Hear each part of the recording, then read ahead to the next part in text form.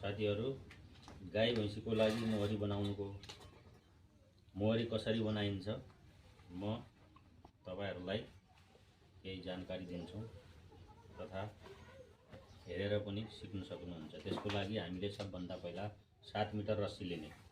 1 2 3 4 5 6 7 metre रस्सी लिएर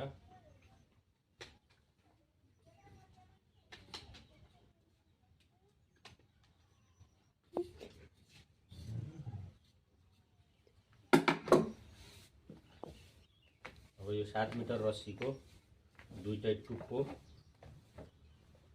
यसरी समाउने, टुप्पो समातेर सट्ट एउटा गाँठ लगाउने बराबर, हैन। अब यो ठ्याक्क अब यहाँबाट यसरी लगभग एक हात। अब ठुलो भैँसी छ भने एक हात, गाईको लागि अलिकति सानो पाडापाडी छन् भने त्योभन्दा पनि सानो। हामीले ठुलो भैँसीको बनाउन लाग्छौँ, एक हात भयो। अब यसलाई यसरी लिएर बायाँ हाततिर लिएर बायाँतिर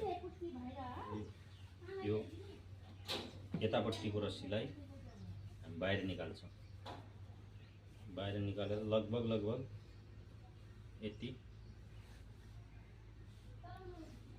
7-8 औँली जति यसलाई बाहिर राख्ने। अब यो यस्तो आकारमा बन्यो, हैन। अब यति भइसकेपछि यो गाँठवाला रस्सीलाई हामीले बुढी औँलाको माथिबाट यसरी फर्काउने अनि यो लामो रस्सीलाई यसको माथिबाट यसरी फर्काउने अनि यो जुन ठाउँबाट बुढी औँला निकालेर बुढी औँलामा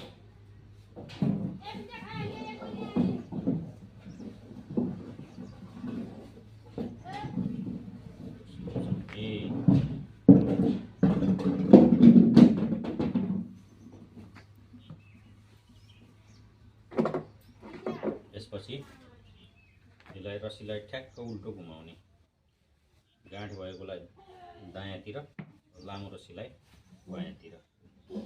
अनि यो लगभग एक बित्ता यसलाई राख्ने ठुलो भैँसीको लागि है। अनि यसलाई माथिपट्टिको रस्सी यसरी तान्ने। यसलाई कति लामो राख्ने भन्नेपछि